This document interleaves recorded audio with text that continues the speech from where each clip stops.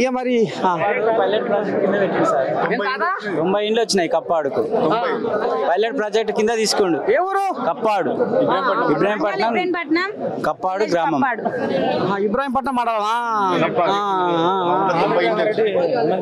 MLA Malreddy Rangareddy గారి ఆధ్వర్యంలో pilot project కింద మా కప్పపాడు గ్రామాన్ని కేటాయించిండు కాన్స్టిట్యున్సీలా.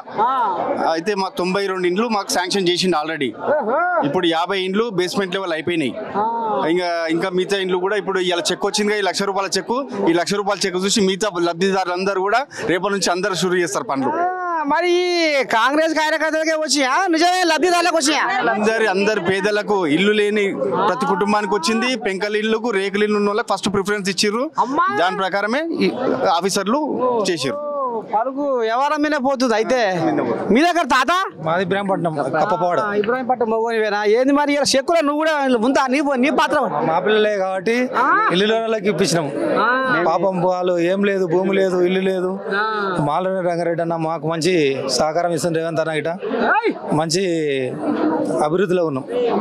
మొత్తానికైతే ఇక మరి తోడు నీడగా మాకు రేపో మాపో గూడు అయ్యే కోపం కొడుతుంది. ఇక ఇందాక గాలినే గోడగా మేఘాలే మేడగా నేలమ్మ ఒడిలోనా గూడేసుకొని ఏ తిప్పలు కాదు, బాధలు కాదు, దోమలు ఈగలు సంసారం చేస్తుంటే ఇక్కడ మేము సంసారం చేయవలసి వచ్చింది. ఇక నిద్ర ఉండకపోయే, బువ్వ లేకపోయే, మొత్తానికి మాకు ఒక గూడు మాత్రం జర్రంతా మాకు